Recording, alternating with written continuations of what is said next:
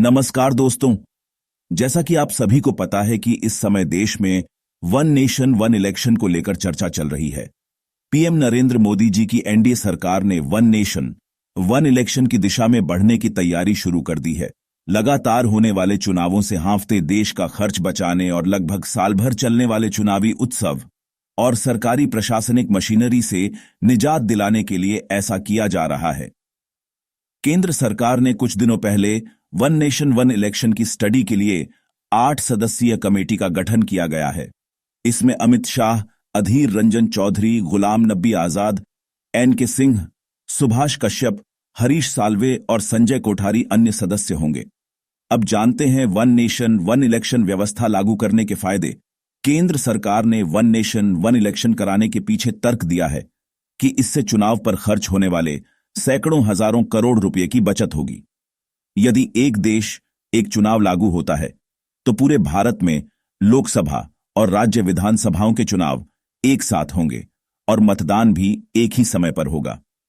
लोकसभा और विधानसभा चुनाव एक साथ होने से चुनाव पर होने वाला खर्च कम किया जा सकेगा।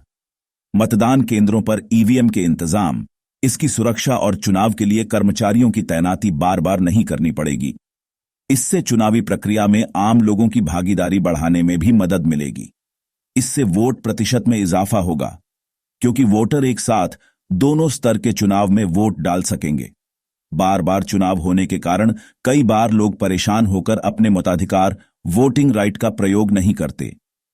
चुनाव आयोग की ओर से बार बार आदर्श आचार संहिता लागू होने के कारण विकास कार्य भी प्रभावित होते हैं। दुनिया के किन देशों में इस समय एक साथ चुनाव होते हैं? दुनिया के कई देशों में चुनाव एक साथ होते हैं।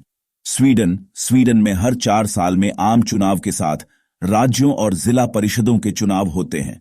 दक्षिण अफ्रीका, साउथ अफ्रीका में भी आम चुनाव और राज्यों के चुनाव साथ में आयोजित कराए जाते हैं, जिसके लिए अलग अलग वोटिंग पेपर भी दिए जाते हैं। Brazil, Philippines, Bolivia, Colombia, Costa Rica, Guatemala, Guyana और होंडुरास जैसे देशों में राष्ट्रपति प्रणाली के तहत राष्ट्रपति और विधायी चुनाव एक साथ होते हैं।